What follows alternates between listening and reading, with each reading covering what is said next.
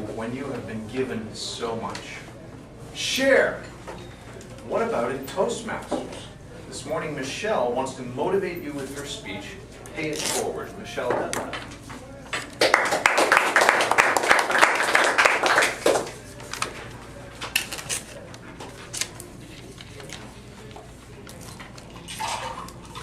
What would happen if you came to your Toastmasters meeting on a weekly basis to the same 6 or 8 people each week? How much energy do you think would be in the room? No. Everybody's got their best foot forward, but the numbers are so low. It's disheartening. That used to be this club. Quite a few years ago, I'd say about 6 years ago, but that's the position we were in. And I was the vice president of membership, and I went to training, right? Because that's what we do. As an officer, you go to training. And there was this guy who was presenting, and he was so smart. He knew everything about fun and exciting clubs. And what he did is he went through the hierarchy. We call them healthy clubs. I forgot what the second one was. And then all of a sudden he gets to critical. And he was describing the articulators. I cried all the way home. I saw a death sentence for this club. My club.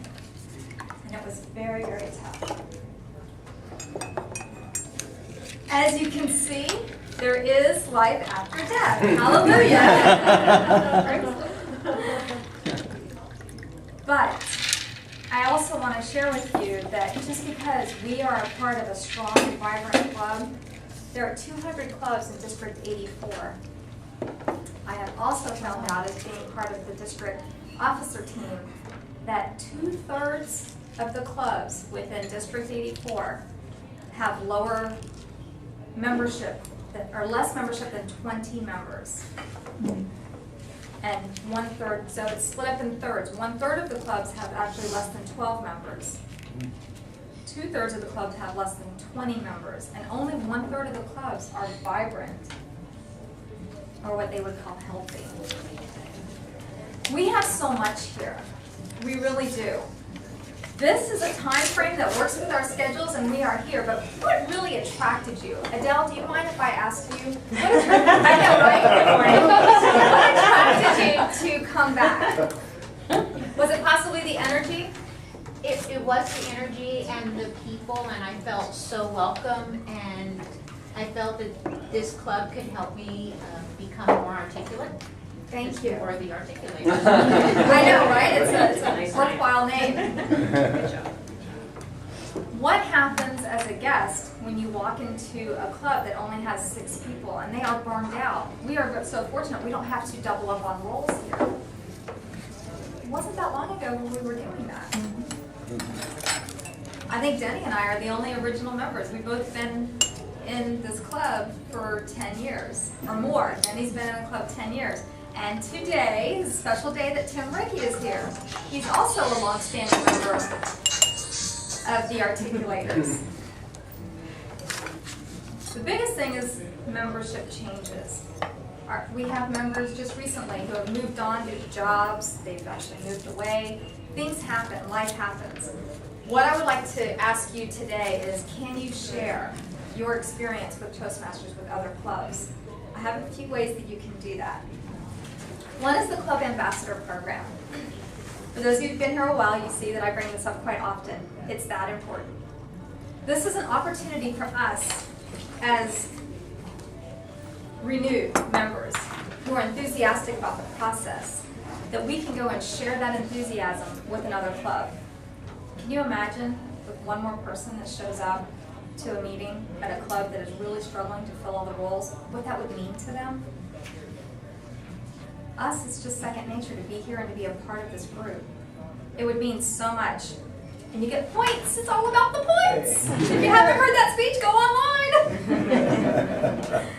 You get points for attending. You get points for participating. And also, Tim, don't forget to take your picture by our banner. Another point. But it's also a way for you to help. And if you are so inspired, feel free to join that club as a dual member. found out Gary joined the second club.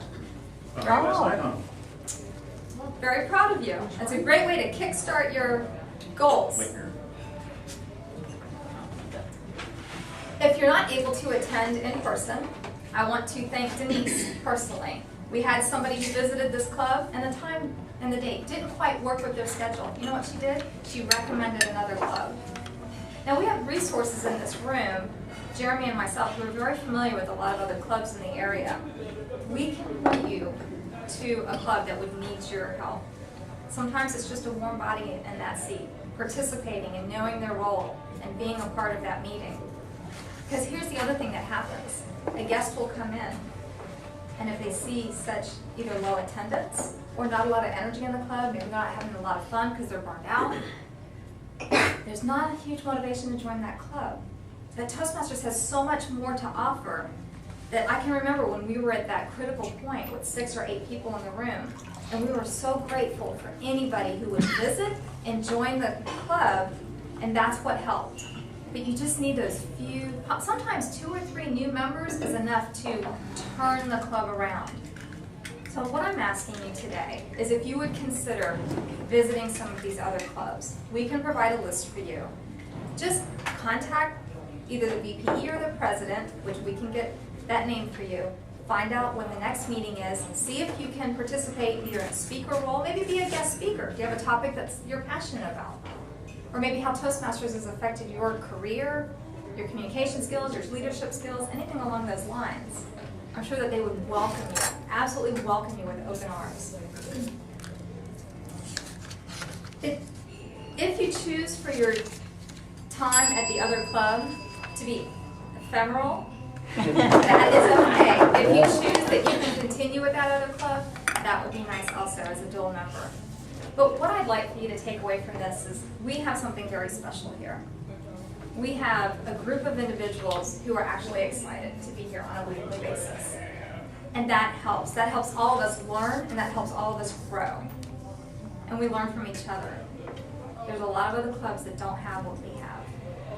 So if I can encourage you to pay it forward, you would have my appreciation. Thank you.